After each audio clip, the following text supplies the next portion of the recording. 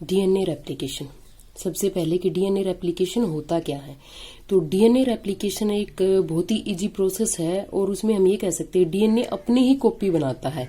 It is define as a process in which DNA makes a copy of itself, अपने आप की ही एक duplicate copy बनाता है। अब इसके अंदर जो क्रिक था उसने क्या किया था, 3 मेथड पोज किए थे इसके अंदर, कि उसने कहा था कि जो डीएनए रेप्लिकेशन है वो 3 तरीके से होती है। फर्स्ट इसके अंदर क्या था, कंजर्वेटिव मेथड। सेकंड इसके अंदर क्या था, डिस्पर्सिव। और थर्ड वन क्या था इसके अंदर, सेमी कंजर्वेटिव।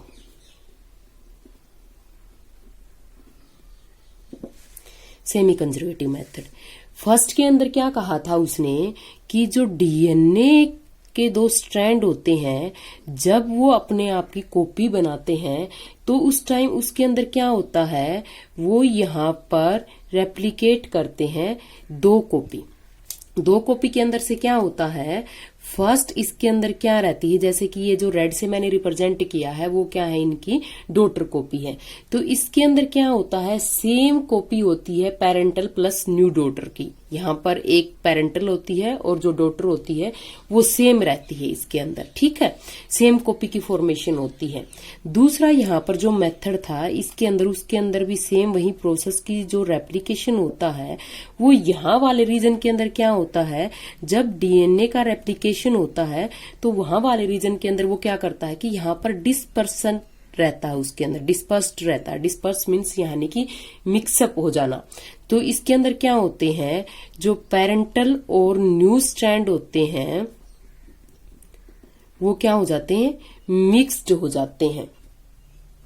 और इसके अंदर क्या होता है, पेरेंटल जो सेम रहते हैं और न्यू डॉटर स्ट्रैंड्स की फॉर्मेशन होती है जो भी बिल्कुल सिमिलर दिखाई देती है पेरेंटल स्ट्रैंड्स के ही तरह, ठीक है। नेक्स्ट के अंदर क्या होता है, सेमी कंजर्वेटिव। सेमी कंजर्वेटिव के अंदर क्या होता है, सेम वही रिप्लिकेशन करके इसके अंदर डीएनए क्या करता है, 2 के अंदर डिवाइड हो जाता है। और उसके अंदर क्या होता है कि इसके अंदर जब भी न्यू स्ट्रैंड फॉर्म होता है तो उसके अंदर क्या रहेगा कि एक जो होगा वो कंप्लीटली हाफ जो होगा ये पेरेंटल रहेगा, half parental and half is new. एक न्यू कॉपी की फॉर्मेशन करेगा और एक क्या होगा, जो लास्ट वाला था यानी कि पहले वाले था, पेरेंट वाला था, वो सेम रहेगा। तो ये क्या हो गया कि 50% हो गया ऑलमोस्ट। हम इसके अंदर क्या करते हैं, नहीं तो डिस्पर्सिव मेथड को फॉलो करते हैं, न ही कंजर्वेटिव मेथड को फॉलो करते हैं, बट हम फॉलो करते हैं सेमी कंजर्वेटिव मेथड को। तो अब इसके अंदर हम देखते हैं कि टाइप्स ऑफ डीएनए रेप्लिकेशन। जो टाइप्स होती है डीएनए रेप्लिकेशन के अंदर, किसके बेसिस पर, अकॉर्डिंग टू सेल्स। सेल के बेसिस पर ये 2 तरीके की होती हैं, प्रोकार्योट्स के अंदर और दूसरा यूकार्योट्स के अंदर। प्रोकार्योट्स के अंदर क्या होता है, सर्कुलर डीएनए होता है और किसके अंदर पाया जाता है, साइटोप्लाज्म के अंदर। यूकार्योट्स के अंदर क्या होता है, लीनियर डीएनए होता है, किसके अंदर पाया जाता है, इन न्यूक्लियस। तो यहां पर जो सर्कुलर डीएनए होता है वो किसके थ्रू रेप्लिकेट करेगा, थ्रू दी थीटा मॉडल। ये थीटा मॉडल के थ्रू रेप्लिकेट करेगा। और ये किसके थ्रू रेप्लिकेट करेगा, through the Y model, Y fork model. Y fork model की फॉर्मेशन होती है इसके अंदर, वाई की तरह दिखाई देता है इसके अंदर जो भी यहाँ पर डीएनए रेप्लिकेट करता है, तो उसके थ्रू ये फॉर्मेशन होगी। तो ये क्या था कि अब हम ये कह रहे हैं कि इसके अंदर सेमी कंजर्वेटिव मेथड हम फॉलो करेंगे, न ही डिस्पर्सिव को फॉलो करते हैं और न ही किसको, कंजर्वेटिव को, सेमी कंजर्वेटिव को फॉलो करेंगे हम। तो सेमी कंजर्वेटिव जो था वो किसने दिया था, मेजल्सन एंड सेटल ने। इसको प्रूव किया था कि जो भी डीएनए रेप्लिकेशन होता है वो सेमी कंजर्वेटिव ही होता है। तो ये डीएनए रेप्लिकेशन होता है न्यूक्लियस के अंदर होता है, और प्लस किसके अंदर होता है, जो सेल डिवीजन के अंदर एस फेज होता है उसके अंदर इसकी डीएनए रेप्लिकेशन की फॉर्मेशन होती है। इसके अंदर हम स्टेप बाय स्टेप करेंगे कि इसके अंदर रेप्लिकेशन कैसे होता है।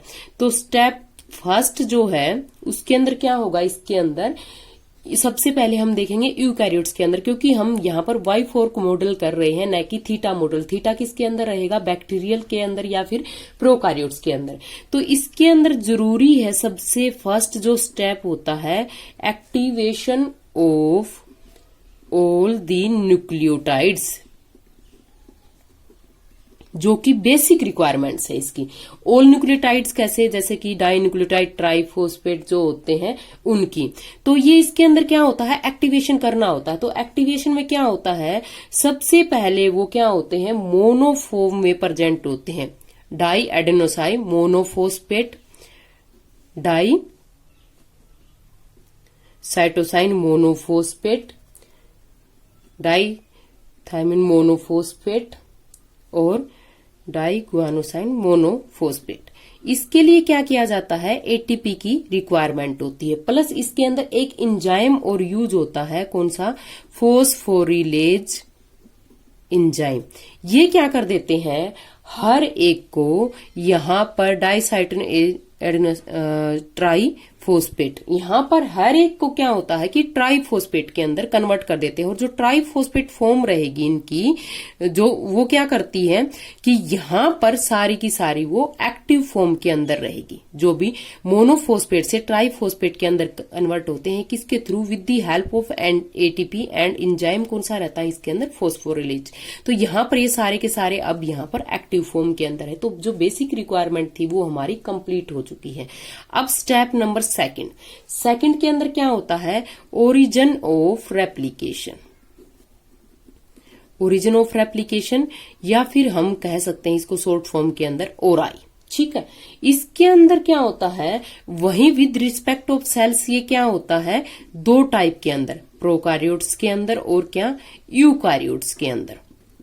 प्रोकैरियोट्स के अंदर क्या होता है, डीएनए यहां पर स्मॉल होता है, जबकि यूकैरियोट्स के अंदर क्या होता है, लार्ज डीएनए होता है। तो अगर यहां पर स्मॉल डीएनए है तो इसके अंदर जो ओरिजिन ऑफ रेप्लिकेशन होता है वो 1 रहेगा, जबकि इसके अंदर क्या होता है, मल्टीपल अमाउंट के अंदर जो ओराई की फॉर्मेशन होगी या ओरिजिन ऑफ रेप्लिकेशन होगा, जो ओरिजिन होगा यहां पर, वो यूकैरियोट्स के अंदर मल्टीपल रहेगा और प्रोकैरियोट्स के अंदर क्या रहेगा, सिर्फ एक सिंगल वहां पर ओरिजिन ऑफ रेप्लिकेशन रहेगा। तो जो नेक्स्ट करेंगे हम थर्ड स्टेप के अंदर क्या है, यहां पर nick cut and incision of DNA के अंदर यानी कि कट करना। तो वो किसके थ्रू होगा, with the help of endonuclease enzyme. Endonuclease क्या होता है, नेम से ही इंडिकेट कर रहा है, cut inside the nucleic acid. तो यहां पर जो डीएनए के डबल स्ट्रैंड्स है वो यहां पर जो ओराई होगा वहां पर, या ओरिजिन ऑफ रेप्लिकेशन होगा वहीं पर ये कट करेगा। आइदर ये नहीं है कि वो किसी भी जगह पर जाकर के वहां से कट करे। तो ओराई की जहां पर जेंट्स थी वहां पर इसने जाकर के कट कर दिया with the help of endonuclease enzyme. Fourth जो स्टेप है इसके अंदर वो है unwinding and unzipping of DNA. इसके अंदर क्या होगा, जैसे कि कट हो गया है इसके अंदर, तो कट होने के बाद जरूरी नहीं है कट होते ही ये अनवाइंड हो जाएगा। इसके अंदर ये अभी तक अनवाइंड नहीं हुआ था, जैसे ही कट हुआ इसके अंदर तो हम अलग से ही देख लेते हैं इसके अंदर कि अलग से एक अनवाइंडिंग, यहां पर ये देखो, ये यहां पर अनवाइंडिंग दिखाई दे रही है, एक कट दिखाई दे रहा है इसके अंदर। तो इसके अंदर क्या होता है, ये किसके थ्रू होता है, with the help of helicase enzyme, क्योंकि इसके अंदर जो डीएनए स्ट्रैंड होते हैं वो हाइड्रोजन बॉन्ड से यहाँ पर अटैच होते हैं या एक दूसरे से बाइंडिंग फॉर्म में प्रेजेंट होते हैं, लेकिन जैसे ही हेलिकेज एंजाइम आता है उनको वहां से दूर करता है एक दूसरे से, या फिर हम ये कह सकते हैं कि जो हाइड्रोजन बॉन्ड थी हेलिकेज यानी कि क्या करेगा, हाइड्रोजन बॉन्ड्स को वहां पर ब्रेक करेगा और क्या करता है, जो भी ये डीएनए स्ट्रैंड थे उनको सेपरेट करना स्टार्ट कर देता है। तो इस तरीके से उसकी अनवाइंडिंग या फिर अनजिपिंग हो जाती है। नेक्स्ट इसमें हम देखेंगे फिफ्थ जो स्टेप है, यूज ऑफ एसएसबीपी। एसएसबीपी यहां पर क्या है, सिंगल स्टैंडिंग बाइंडिंग प्रोटीन। ये क्या करता है, ये यहां पर करेगा प्रिवेंट इंटरकोइलिंग। अब ये कैसे हुआ, तो इसके अंदर क्या होता है, जैसे कि यहां पर हेलिकेज ने आकर के यहां पर इसको अनवाइंड कर दिया है, ये क्या करते हैं, जैसे ही यहां पर अनवाइंड होते हैं तो ये दोबारा भी तो ज्वाइन हो सकते हैं, विदाउट रिपेयर हुए या रेप्लिकेशन हुए तो दोबारा भी ज्वाइन हो सकते हैं। तो उस प्रॉब्लम से छुटकारा पाने के लिए हम यहाँ पर एसएसबीपी का यूज करते हैं। तो जो एसएसबीपी होते हैं, जो भी अनवाइंडेड स्ट्रैंड है उसके पास में आकर के अटैच हो जाते हैं और इसको दोबारा से बाइंड नहीं होने देते हैं। तो ये क्या कर देते हैं कि वाई शेप्ड फोक जो यहाँ पर है उसकी फॉर्मेशन के लिए रिस्पॉन्सिबल होते हैं और दोबारा से इनको बाइंड नहीं होने देते हैं। नेक्स्ट स्टेप है इसके अंदर रिलीज ऑफ टेंशन।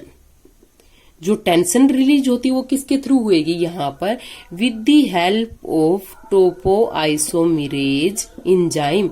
जो टोपोआइसोमेरेज एंजाइम है उसको हम बोलेंगे यहां पर डीएनए गायरेज, यानी कि टोपोआइसोमेरेज को हम डीएनए गायरेज भी बोल सकते हैं।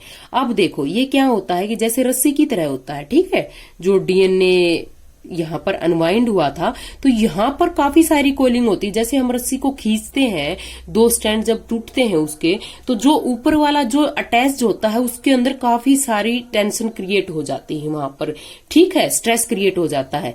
तो यहाँ पर क्या होता है, गायरेज एंजाइम आता है यहाँ वाले रीजन के अंदर, ठीक है, और गायरेज आते ही क्या करता है, इस टेंशन को रिलीज कर देता है, यानी कि उसको वहां पर जो भी टेंशन थी, जो भी यहाँ पर ज्यादा स्ट्रेंथिंग थी तो उसको क्या कर देता है, कोइलिंग थी उसको धीरे धीरे वो लूज कर देता है। तो वहां से वो टेंशन को रिलीज कर देता है ताकि कहीं और से डीएनए स्ट्रैंड फालतू में न टूट जाए, ठीक है।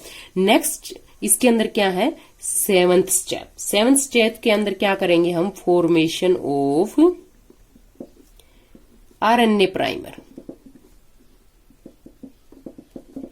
आरएनए प्राइमर की फॉर्मेशन के अंदर क्या होता है कि ये small fragment of RNA synthesis, ठीक है, आरएनए की सिंथेसिस होती है इसके अंदर, और किसके थ्रू होती है वो, with the help of DNA primase. DNA primase क्या करता है, यहां पर आरएनए प्राइमर की फॉर्मेशन करेगा।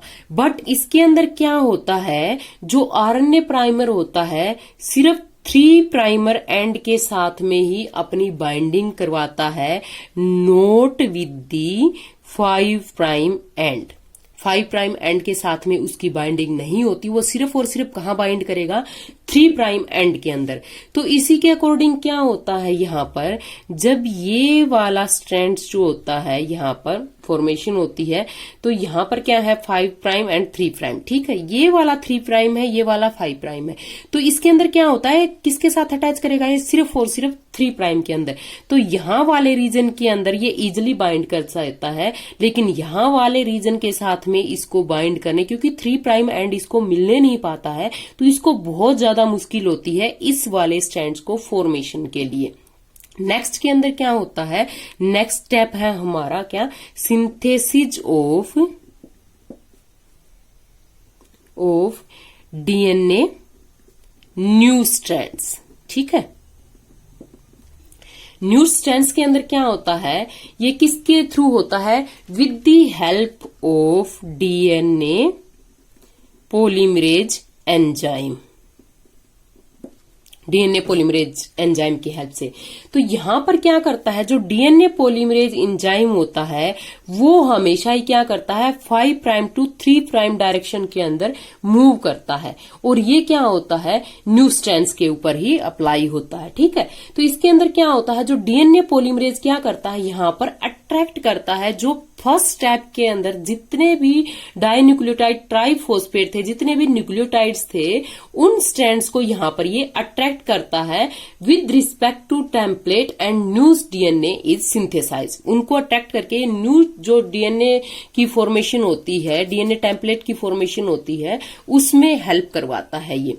तो यहां पर ये अब न्यू डीएनए की फॉर्मेशन करना स्टार्ट कर देता है।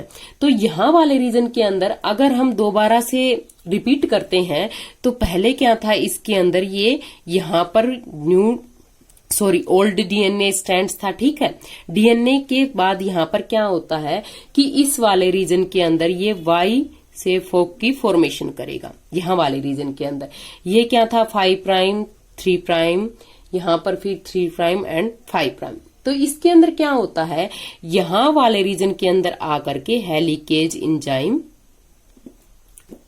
आता है, और हेलिकेज का फंक्शन क्या था, यहां पर इनको सेपरेशन करना, जितने भी हाइड्रोजन बॉन्ड थे इन दोनों स्ट्रैंड्स के बीच में उनको तोड़ देता है और इसको अनवाइंड कर देता है, और वाई फोक जो मॉडल होता है उसकी फॉर्मेशन कर देता है। साथ ही साथ जैसे ही हेलिकेज आएगा तो यहां पर टेंशन रिलीज हो जाती है, तो उसके लिए यहां पर क्या किया जाता है, टोपो आइसोमेरेज एंजाइम, टोपो आइसोमेरेज एंजाइम आकर के यहां पर बाइंड कर जाता है, और वो क्या कर देता है, जितनी भी अपर साइड के अंदर यहां पर जितनी भी टेंशन थी उसको वहां से वो रिलीज कर देता है।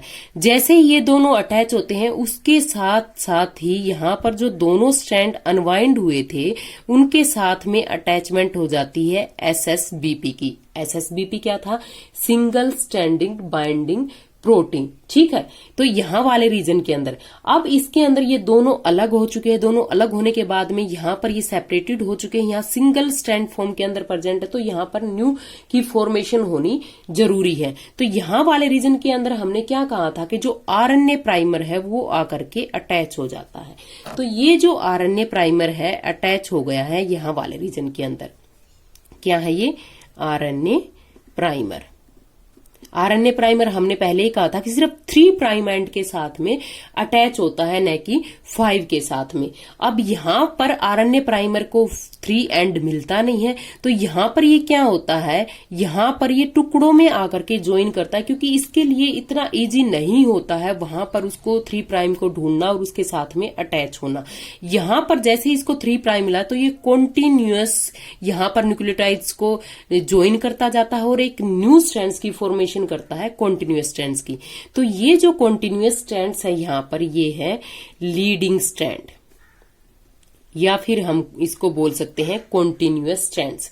यहां वाले रीजन के अंदर ये यहां पर फ्रैगमेंट्स के अंदर आकर के ज्वाइन करता है, क्योंकि इसको 3 प्राइम नहीं मिलता है यहां पर। ठीक है, तो उसकी वजह से यहां पर ये क्या होता है, ये जहां पर फ्रैगमेंट के अंदर ज्वाइन करता है और टुकड़ों के अंदर जाकर के एक न्यू फ्रैगमेंट की फॉर्मेशन करता है यहां पर। तो ये वाला जो रीजन जो स्ट्रैंड्स की फॉर्मेशन होगी वो है यहां पर लैगिंग स्ट्रैंड, लैगिंग स्ट्रैंड, और हम कह सकते हैं कि डिसकंटिन्यूअस स्ट्रैंड्स। तो यहां वाले रीजन के अंदर अब यहां पर बाद में कि ये जो गैप बच गया है यहां वाले रीजन के अंदर आकर के, वो गैप क्या होता है, यहां पर एंजाइम आता है पॉलीमरेज एंजाइम, वो इनको क्या करता है, अटैचमेंट करवाता है इनकी, और यहां पर जाकर के एक जो भी ये स्ट्रैंड में प्रेजेंट थे फ्रैगमेंट में, उनको एक कॉन्टिन्यूअस स्ट्रैंड्स के अंदर फॉर्मेशन के लिए रिस्पॉन्सिबल है, उनके गैप को यहां पर फिल करता है। तो यहां पर भी एक कॉन्टिन्यूअस स्ट्रैंड्स की फॉर्मेशन हो जाती है। यहां वाले रीजन के अंदर क्या होता है कि इसके अंदर एक चीज ध्यान रखना, स्ट्रैंड क्या होता है, जो न्यू यहां पर बैंड बन रहा है उसको हम स्ट्रैंड बोलेंगे, और टेम्पलेट वर्ड आता है एक, टेम्पलेट। टेम्पलेट क्या होता है, जो एक्चुअल डीएनए है उसको हम बोलेंगे टेम्पलेट। तो यहां वाले रीजन के अंदर हम देखते हैं कि लीडिंग स्ट्रैंड के अंदर क्या होता है, एक ओल्ड वाला और एक न्यू वाला। सेमी कंजर्वेटिव फॉर्म के अंदर ये कॉन्टिन्यूअसली यहाँ पर प्रेजेंट है।